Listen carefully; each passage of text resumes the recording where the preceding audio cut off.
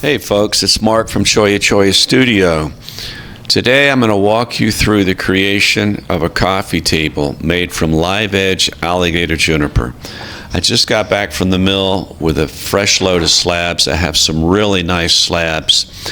I've got one picked out that I think will work great for a coffee table project. I'm going to walk you through this, show you all the techniques that I use, the tools and supplies that I use to create an alligator juniper coffee table from start to finish. The first thing I do is thumb through the slabs I have to find the slab that's just right for the project. I've got small slabs and large slabs. The slab that I'm going to pick today I think is going to work really nicely is this next slab here that has some burl pattern down the center of it, which I really like. It's about 56 inches long by about 12 to 16 inches wide throughout the length of the slab. I think this is a good one. I'm going to take it out here to my sanding area. I work a little bit inside and outside the studio. I have a cart loaded with all my tools, and let's get started. I keep my sanding area covered with a blanket so as not to scratch the slab on either side when I turn it over while I'm working on it. Let's get started here. I've got a fan running over my work area here to keep the dust cleared out. I'm putting an fresh 80 grit sanding belt, 4-inch sanding belt on this belt sander. I like using a belt sander in the beginning because it takes the mill saw marks off of the slab a lot more aggressively than a palm sander. But after using the belt sander, I switch over to a palm sander for the remainder of my sanding. I found this is, like I said, the fastest way to get the saw marks out. When I use the belt sander, I go side to side and front to back. Most people will tell you, teaching you to use the belt sander will tell you to go front to back rather than side to side because it's like you're planing the slab and you don't create any low spots. I do it both ways. I find that going side to side with my belt sander removes a lot of the saw marks a lot faster, and then I follow that by going front to back, and it keeps my slab planed out. I do both sides. I sand both sides of the slab equally from beginning to end. I'm trying to film this whole project, the full scope of it, in real time by speeding up the playback so we don't miss anything and you kind of get an idea of the full scope from start to finish and we don't miss anything. If I had to add up the cumulative time it took to finish this project, minus like drying time and time between processes, I'd put this somewhere around 6 hours.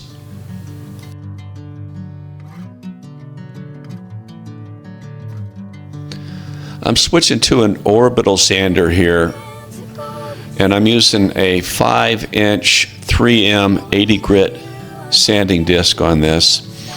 And I will sand the entire slab behind the belt sander, and I use the same grit so I can just make sure I get any saw marks from the belt sander that I might have missed. And I'll do about 3 different passes with the orbital sander in different directions, and with each pass I notice I can feel the surface of the slab smooth out and even out with each pass.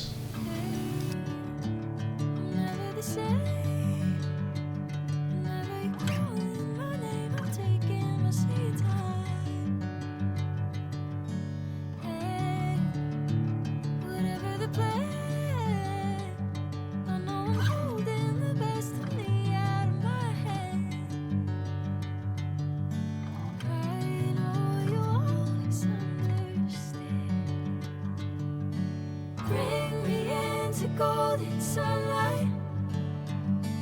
If I'm going with you, I know we'll get to the other side. Sinking in, I know this feels right. Catching a breeze, love moving through me like a wildfire, like a wildfire.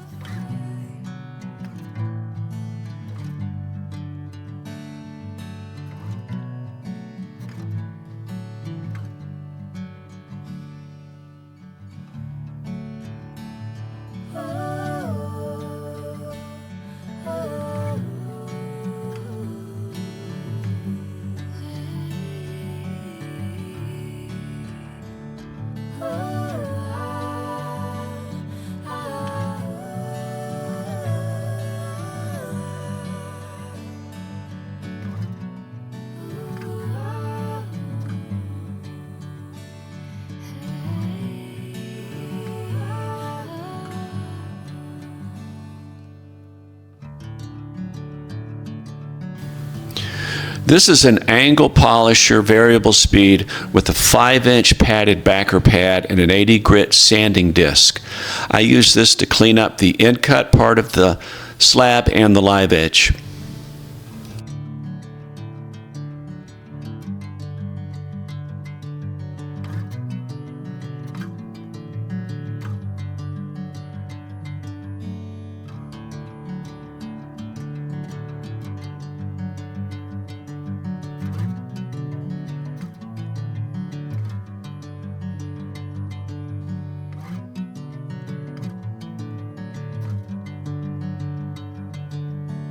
Bring me into golden sunlight.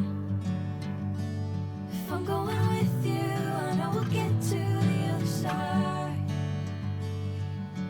Sinking in, I know this feels right. Catching a breeze, love moving through me like a wildfire, like a wildfire.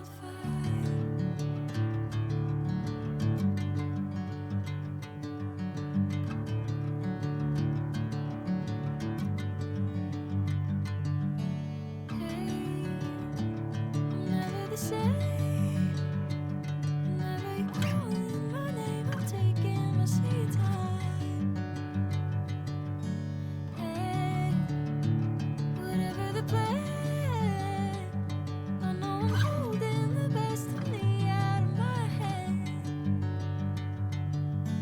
I know you always understand.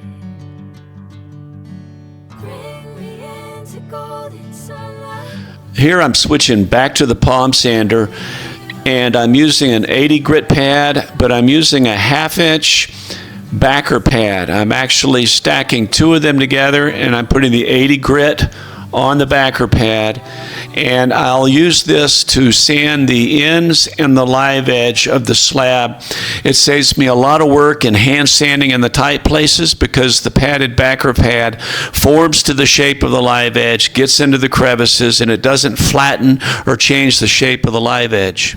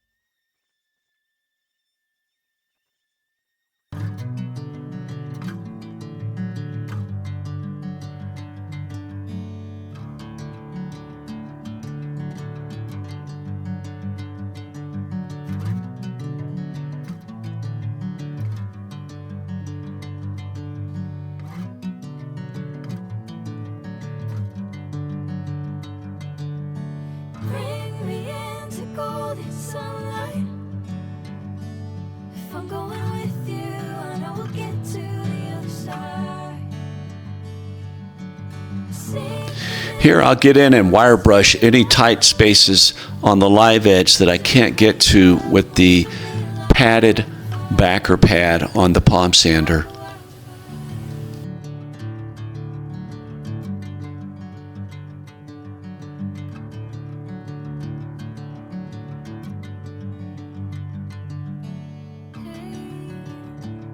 Never the same.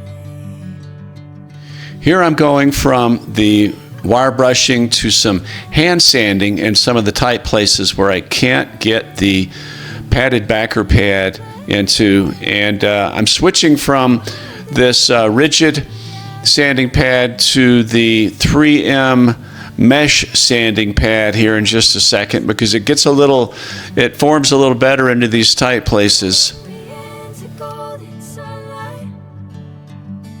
If I'm going with you, I know we'll get to the other side. Sinking in, I know this feels right. Catching a breeze, love moving through me like a wildfire, like a wildfire.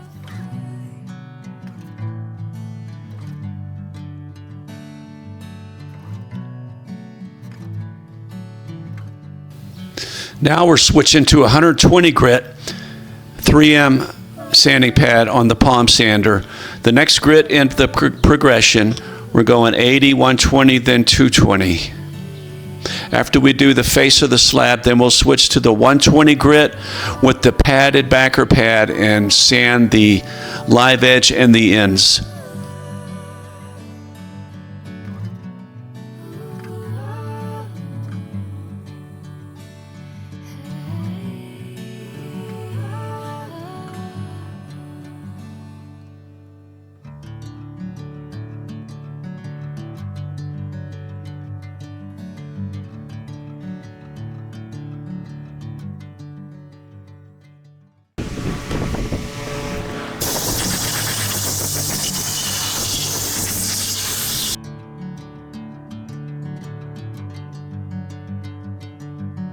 Here I'm switching to the padded backer pad and the 120 grit 3M sanding disc to do the live edge and the ends of the slab.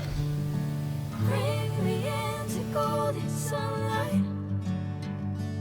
If I'm going with you, I know we'll get to the other side. Sinking in, I know this feels right. Catching a breeze, love moving through me like a wildfire, like a wildfire.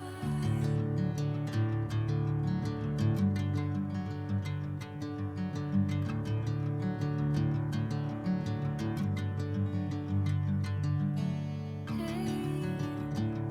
never the same. Whenever you're calling my name, I'm taking my sweet time.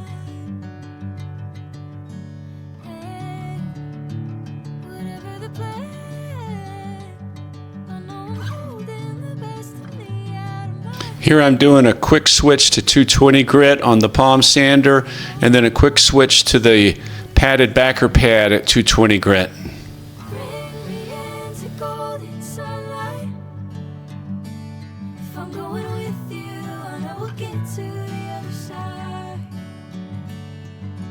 Sinking in, I know this feels right. Catching a breeze, love moving through me like a wildfire, like a wildfire.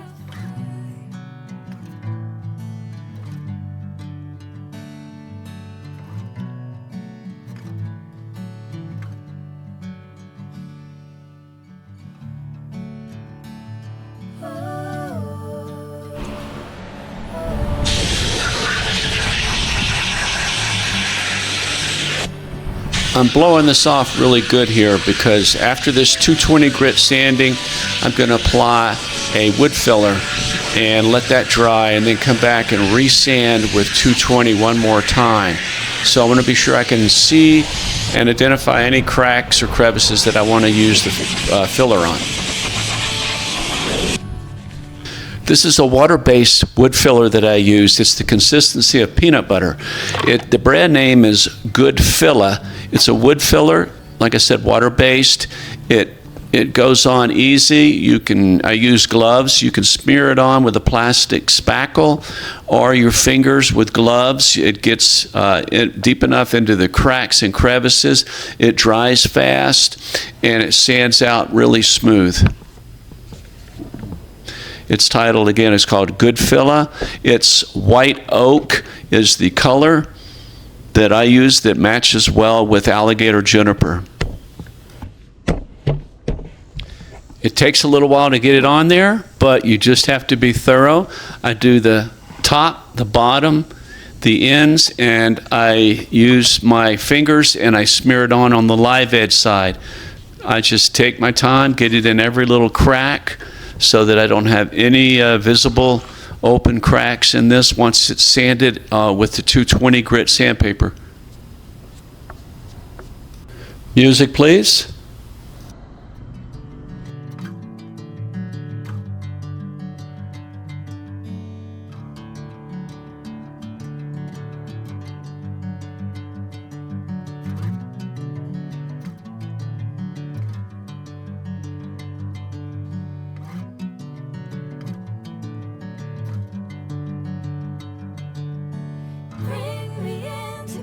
golden sunlight.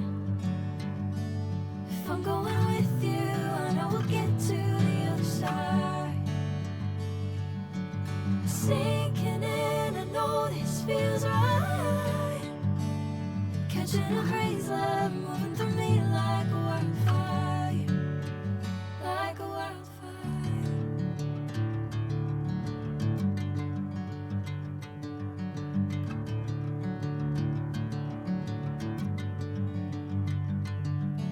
I'm never the same.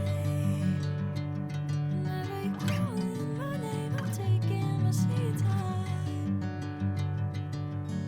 Hey, whatever the plan, I know I'm holding the best of me out of my head.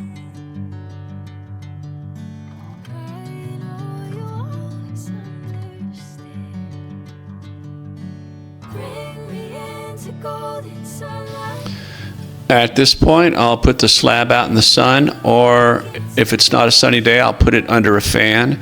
And in this New Mexico arid climate, it's dry in about an hour and ready for 220 grit sanding. Catching a breeze, love moving through me like a wildfire, like a Okay, this is ready for 220 grit sanding.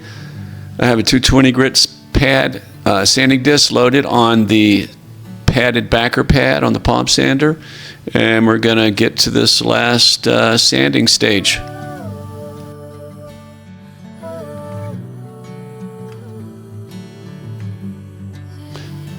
This is the final sanding grit, 220.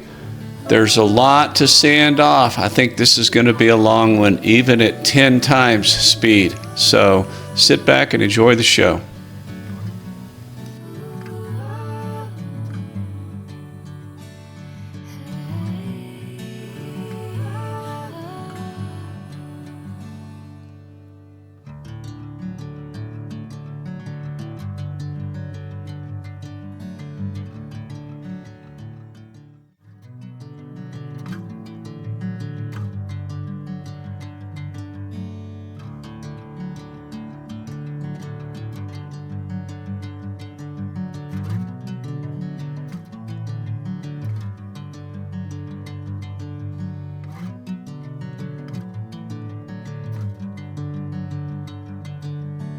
Bring me into golden sunlight.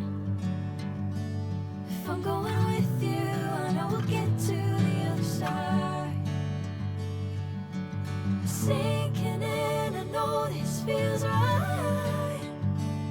Catching a breeze, love moving through me like a wildfire, like a wildfire.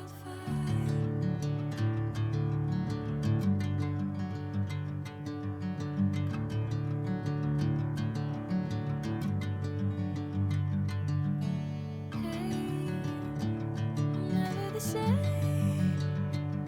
Whenever you're calling my name, I'm taking my sweet time. Hey, whatever the plan, I know I'm holding the best of me out of my head. I know you always understand. Bring me into golden sunlight. The last thing I do on the 220 grit sanding is wrap one of the soft 3M sanding disc around a sponge and get in the little tight places at that final grit. Catching a breeze, love moving through me like a wildfire, like a wildfire.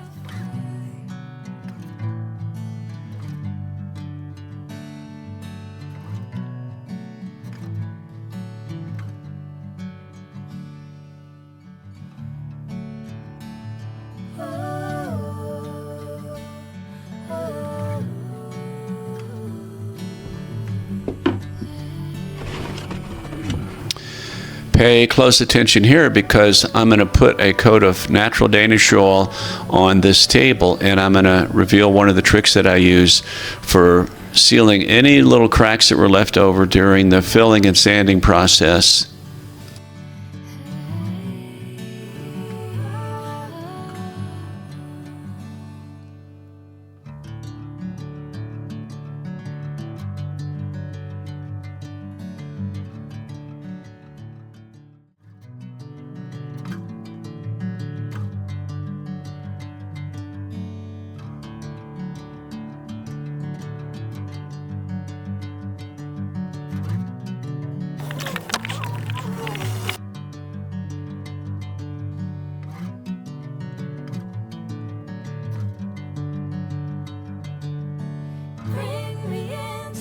know the sunlight.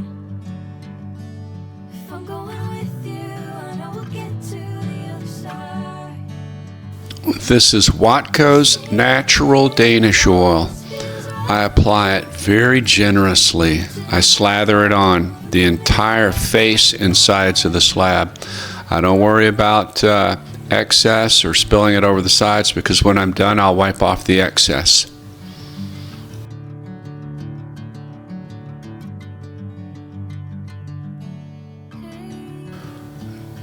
After slathering the slab, I pool a good bit of natural Danish oil on the top of the slab for this next step. I take the fine dust, sawdust, juniper sawdust from my palm sander. I sprinkle it on the top in the pool of Danish oil. Then I take and I rub it and make a slurry out of it, thick brown slurry. I try to keep it as wet as possible. I spread it all around the surface of the slab to get it in all the tiny cracks and crevices that may have been missed in the surface from the filler. Then I take that and I rub it on the sides into the live edge and on the ends, and it gets into the small cracks and lines on the live edge in the juniper. Juniper characteristically has long lines on the live edge, and this is one good way of filling those lines, those cracks, and filling any cracks in all these little tight crevices on the sides and the top of the slab. Multiple coats of polyurethane and a polyurethane top coat will seal this in. The next thing I do is I take a terry cloth rag and I gently wipe off the excess Danish oil and any excess sawdust on the top of the slab. I try not to rub it too hard, so I don't rub any of the sawdust that has soaked into the cracks off of the slab. I'll wipe cross grain so that I don't wipe any of the excess out of any cracks.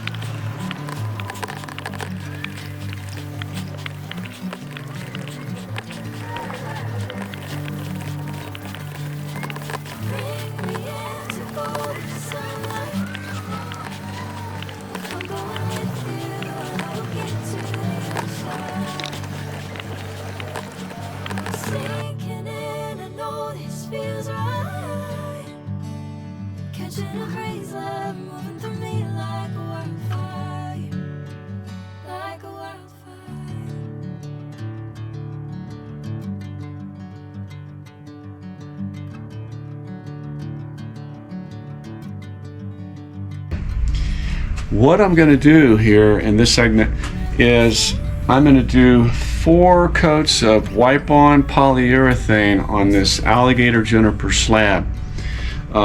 It's the way that I do polyurethane. The final coat will be a spray coat, but the first 4 coats will be half polyurethane, half mineral spirits mixed together, and it'll be a wipe-on.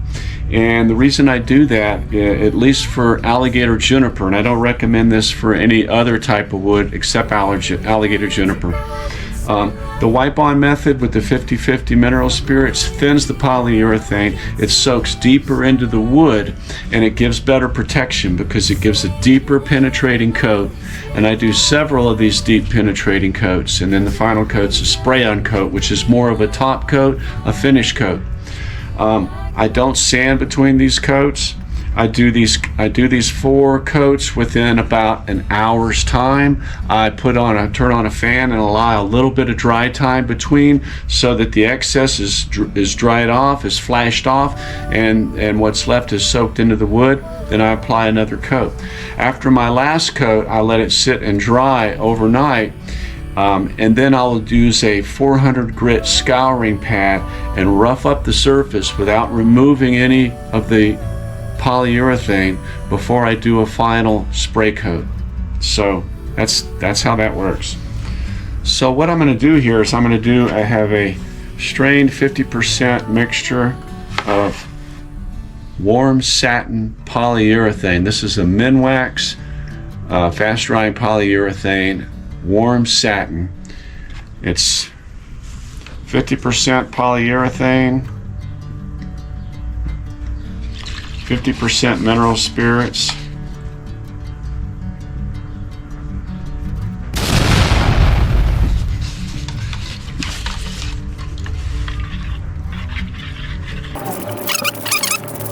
and when I apply this, I'll apply it with a terry cloth towel. Actually, it's a terry towel, like a bath towel. I buy them in bulk at the local thrift store. I cut them into pieces, and they go a long way.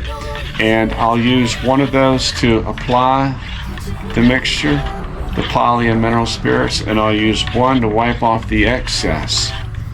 And then I'll set it under a fan. I'll let the fan run on it for about 10 or 15 minutes. Then I apply the next coat.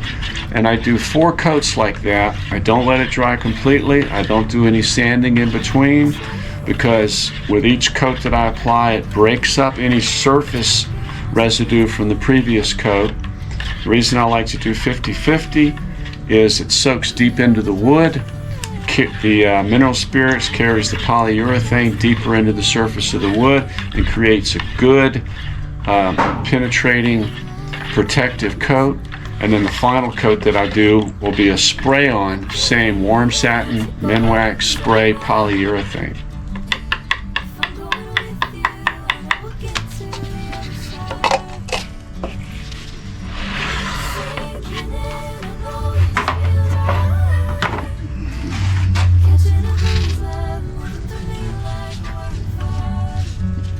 So I dip the cloth in there.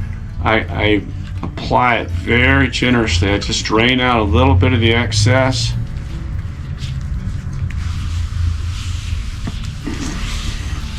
It's basically, I slather it on there.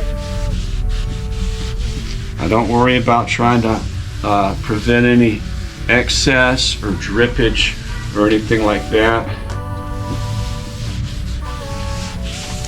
On a slab this size, one time saturating your cloth pretty much does the entire surface and the live edge all the way around.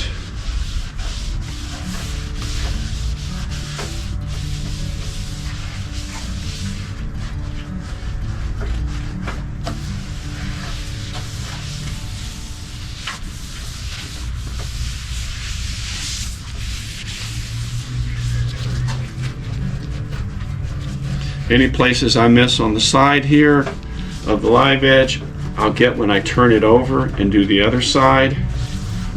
After I wipe off the excess on this side.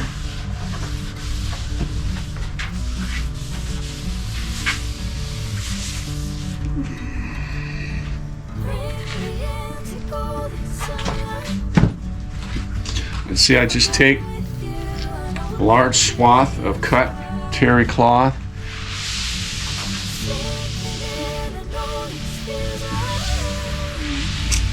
and I wipe the excess off. It soaks in fast enough. Then I wipe down the sides in the end.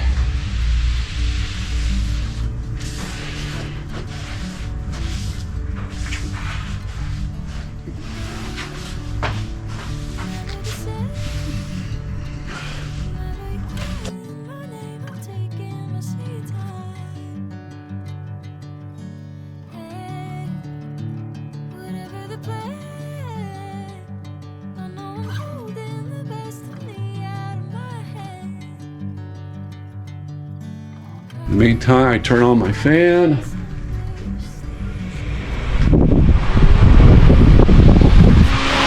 I let the fan do its thing.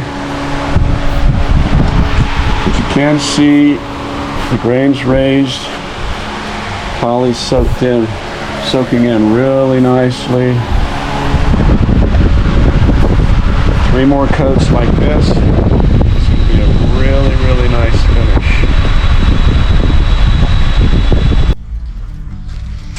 Okay, this is the second coat.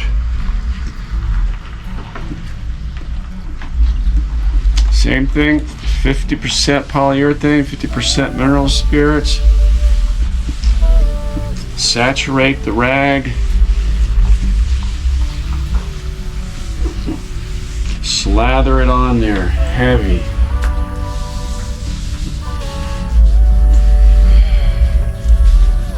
Same along the live edge, into the crevices.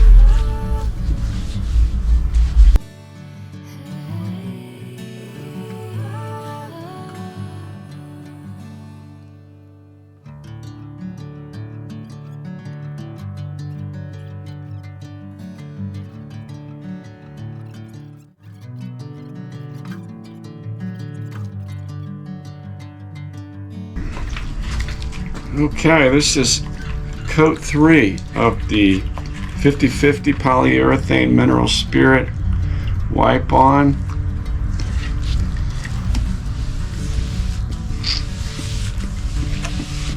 Nice and generous.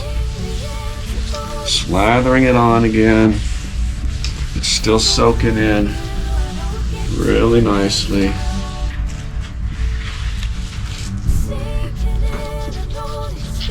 This time I've got a new residue wipe off cloth. It's about 6 inches by 12 inches long. It'll be for the next 2 coats. It'll last about that long before it's saturated. So I think everybody gets the idea here. I think it's kind of redundant to do the backside of this and another coat just for the video effect. So we're just going to move on to the next step. Okay, so these 4 wipe-on coats have been under the fan and they're dry now. And what we're going to do is we're going to take this scouring pad. It's 400 grit. It's red. I think standard color for 400 grit scouring pad is red. I picked these up at Harbor Freight. And what I do is I just lightly wipe the 400 grit scouring pad over the surface. On the ends, I lightly brush the ends, lightly brush around the radius on the corner. When I wipe this, if I have any places where there's a little bit of buildup, I can rub just a little bit longer and it'll take that down.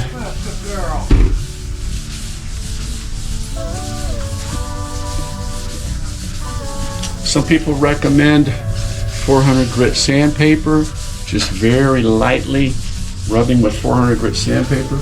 I like the scouring pad because I can put a little bit more pressure on and it actually doesn't sand it, but it abrades it enough to rough up the surface for a spray coat.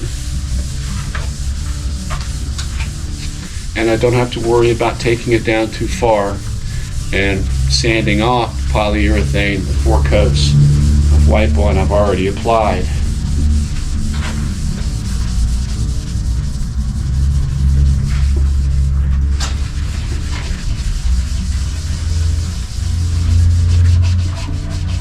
I usually brush in the direction of the grain, but the grit's so fine you could even go in a circular pattern if you wanted to focus more on a certain area.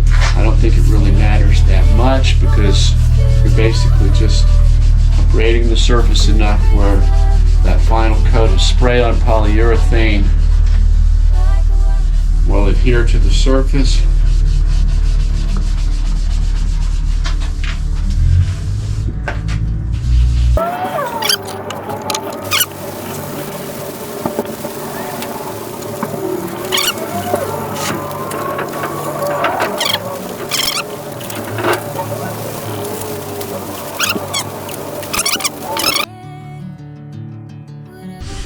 After the spray coat goes on, I'll use once that's dry, my last treatment is a fine steel wool. I'll rub it out with a fine steel wool. Since I'm going for a satin finish, that will help Help give it a satin matte look.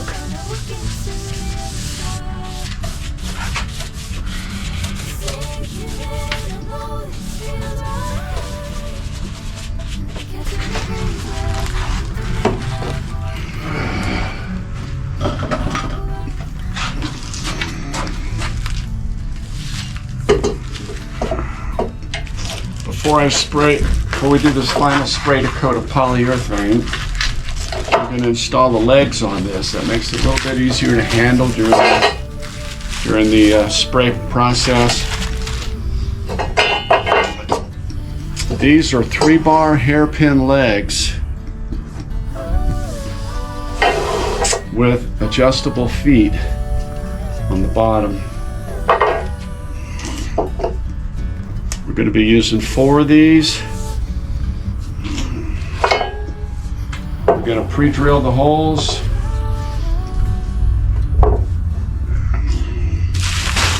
You can buy these on Amazon. They're, like I said, they're a 1/2 inch 3-bar hairpin legs. They come with screws. And I'm going to show you how to put these on right now. First thing I do is get the location. Since this is a natural live edge slab, the footprint is very organic, flowing.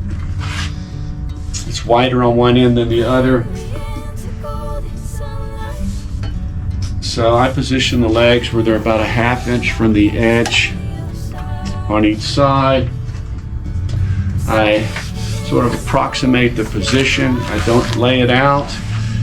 Sometimes I'll even offset the legs to give it kind of a more organic, asymmetrical look. These I'm going to make pretty much even. First thing I do is I mark the holes for the legs.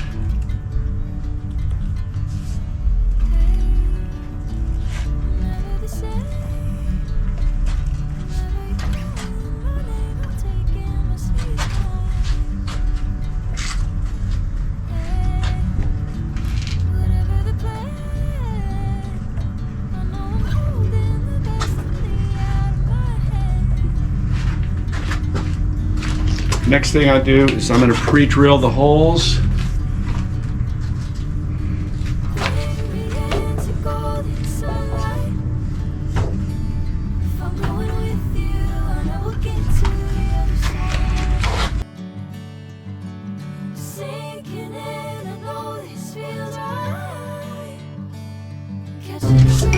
Oh no, that's the top of the table. Just kidding. Would be the first time.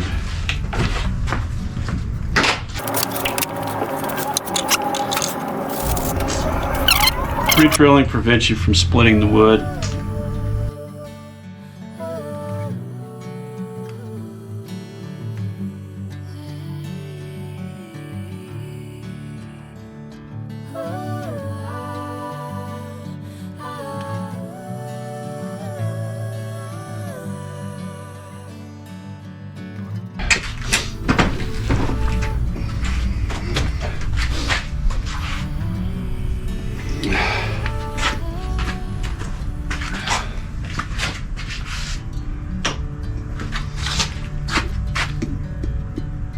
This is a medallion that I attach to the bottom of all my tables. It has a studio logo, picture of a cactus, and my signature on it.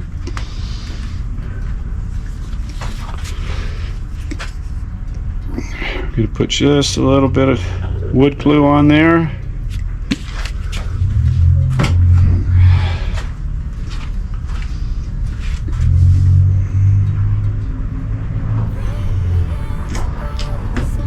Position it right there.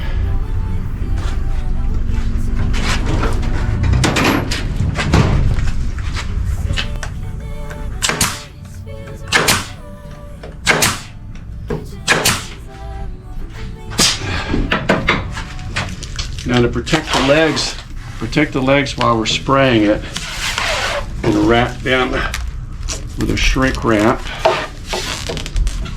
So protect them from any overspray. with the last final spray coat of polyurethane.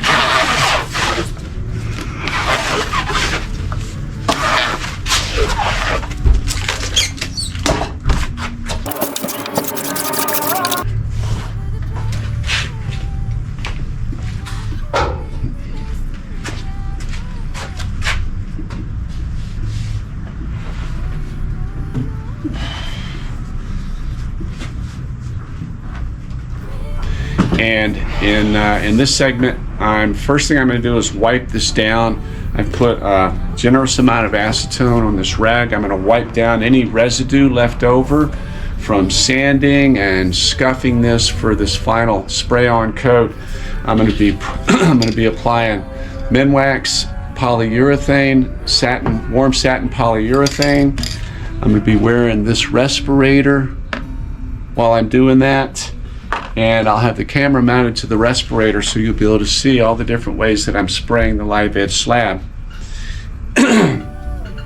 So first of all, we're gonna wipe this excess off.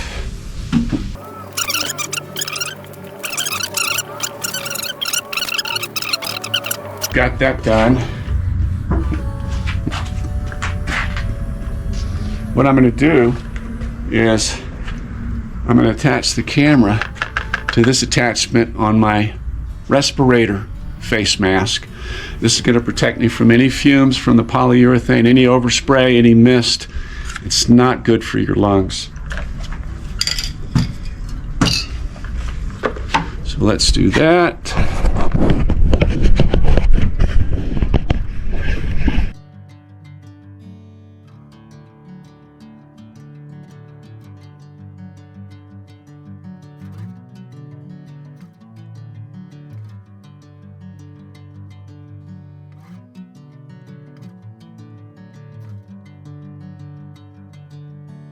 Bring me into golden sunlight. If I'm going with you, I know we'll get to the other side. Sinking in, I know this feels right. Catching a breeze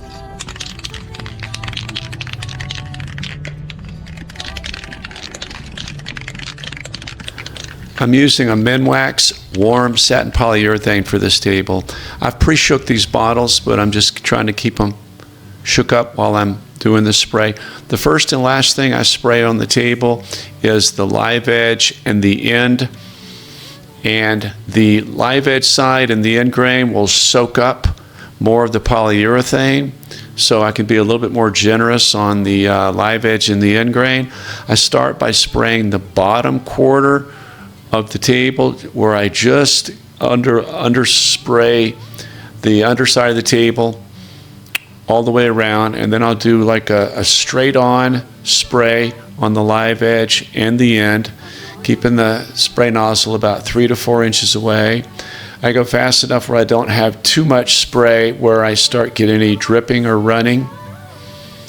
And the third pass that I make on the live edge and the end is the very top quarter of the live edge, where I'm just overlapping the top of the table all the way around.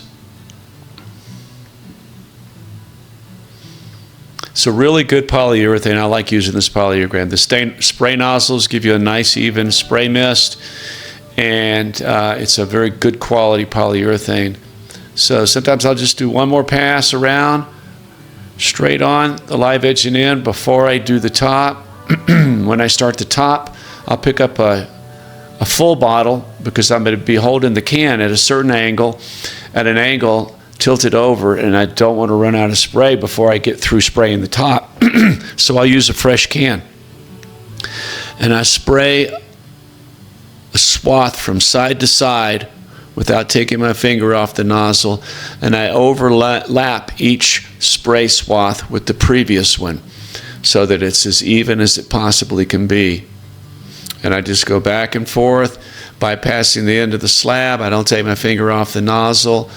I just keep going with that pattern so that it goes on evenly.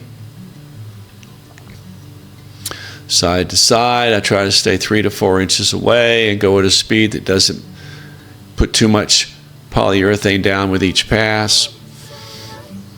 And after I'm done making all these side-to-side passes, I'll do one more pass at 90 degrees where I'll go the full length of the top.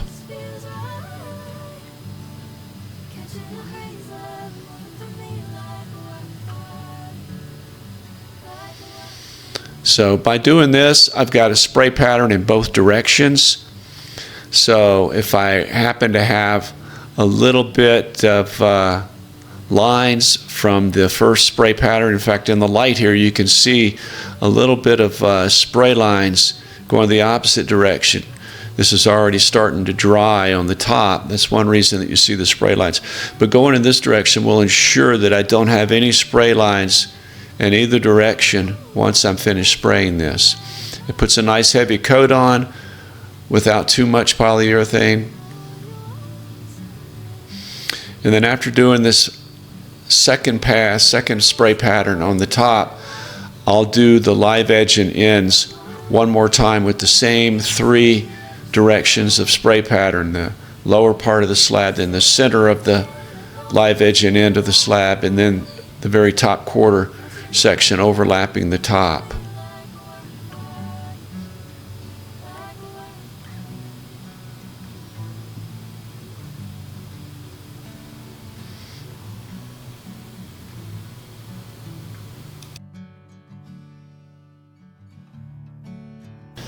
One more triple pass on the side and end, and I will set this under the fan and let it dry. Let it fan dry for several hours.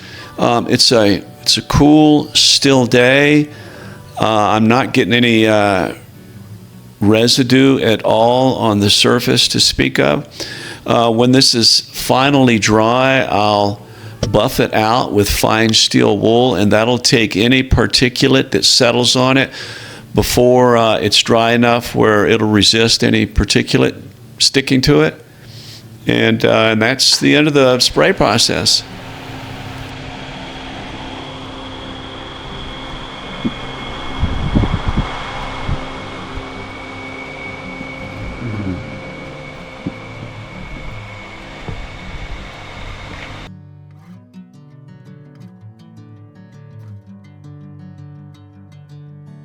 Bring me into golden sunlight. Okay, for the final step for preparing this table for the customer is I use a fine steel wool and I buff the table out. And before I do that, I'm just going to take a second to show you what I use in my sanding and prepping of this table. For sanding disc, I like to use these 3M sanding disc, and I use grits 80, 120, and 220. 3M sanding discs. They work really good. You can see through them, and they even make you look like Spider-Man. And I use them. I like to use those, especially sanding the live edge, and I use a palm sander, and I use the 1/2 inch by 5 inch padded backer pads on my orbital sander, and I put the 3M pad on there. I use 2. I stack 2 of them with the sanding pad, and they form to the live edge a lot better than just using 1. These you can get online at Amazon. These you can also buy online, the 3M sanding pads. And I use the hook side of the padded backer pad and the fine steel wool. I just unroll it, put it on there. It pretty much adheres. I turn it over. I lightly sand the surface with the fine grit steel wool.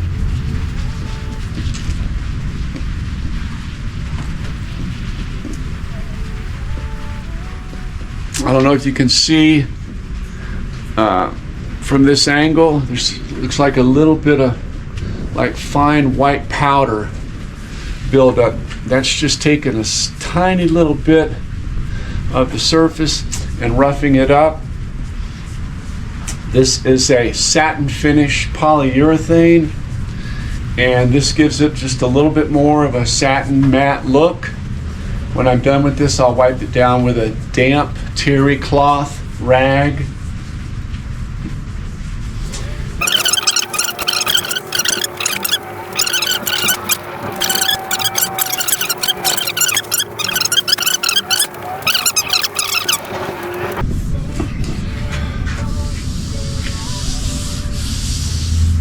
Okay. moving through me like a wildfire, like a wildfire.